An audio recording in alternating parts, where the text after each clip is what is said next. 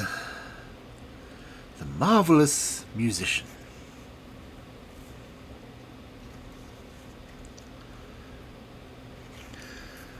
There was once upon a time a marvelous musician. One day he was wandering through a wood all by himself, thinking now of one thing, now of another, till there was nothing else left to think about. Then he said to himself, "Time hangs very heavily on my hands when I'm alone in the wood. I must try to find a pleasant companion." So he took his fiddle out and fiddled till he woke the echoes around him. After a time, a wolf came through the thicket and trotted up to the musician. "Oh, it's a wolf, is it?" he said. "I've not the smallest wish for his society." Rude. But the wolf approached him and said, "Oh, my dear musician, how beautifully you play. I wish you'd teach me how it's done." "That's easily learned," answered the fiddler. "You must only do exactly as I tell you." "Oh, of course I will," replied the wolf. "I can promise that you will find me a most apt pupil." So they joined company and went on their way together. And after a time they came to an old oak trunk, which was hollow and had a crack in the middle of the trunk. "Now," said the musician, "if you want to learn to fiddle, here's your chance. Lay your front paws on this crack." The wolf did as he was told, and the musician quickly seized the stone and wedged both his forepaws so firmly into the crack that it was held there fast. A fast prisoner. "Wait there till I return," said the fiddler, and he went on his way. Bastard. After a time he said to himself again, "Time hangs very heavily on my hands when I'm all alone in the wood. I must try to find a companion."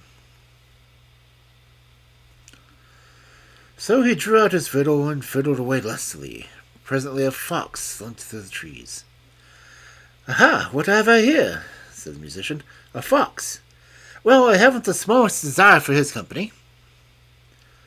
The fox came straight up to him and said, "My dear friend, how beautifully you play the fiddle. I would like to learn how to do it from you." "Nothing easier," said the musician, "if you'll promise to do exactly as I tell you." "Certainly," said the fox. "You have only to say the word." "Well then, follow me," replied the fiddler.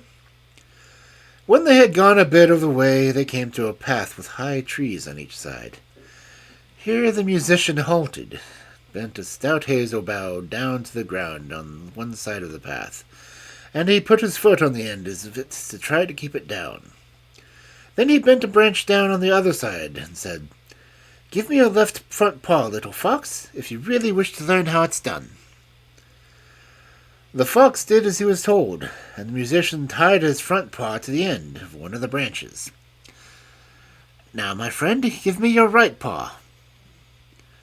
Thus he bound to the other branch, and having carefully seen that his knots were all secure, he stepped off the ends of the branches, and they sprung back, leaving the poor fox suspended in the air. Bastard. "Just you wait here until I return," said the musician, and he went on his way.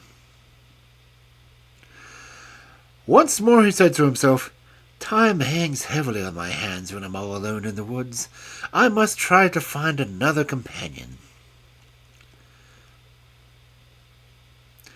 So he took out his fiddle and played as merrily as before.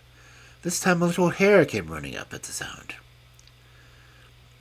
"Oh, here comes a hare," said the musician. "I have not the smallest desire for his company." "How beautifully you play, dear Mr. Fiddler," said the hare. "I wish to learn how you do it." "It's easily learnt," answered the musician. "Just do exactly as I tell you." "That I will," said the hare. "You'll find me the most attentive pupil." And they went on a bit together till they came to a thin part of the wood, where they found an aspen tree growing. The musician bound a long cord around the little hare's neck, and the other he fastened to the tree. "Now, my merry little friend," said the musician, "run 20 times around the tree."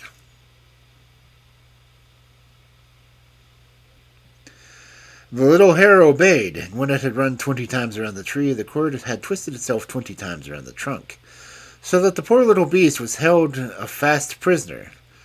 And it might bite and tear as much as it liked, but the tree it couldn't free itself.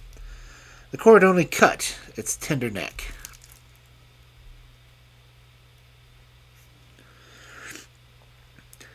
"Wait here until I return," said the musician, and went on his way. In the meantime, the wolf had pulled and bitten and scratched at the stone, until at last he succeeded in getting his paws out. Full of anger, he hurried after the musician, determined to meet him and tear him to pieces, understandably.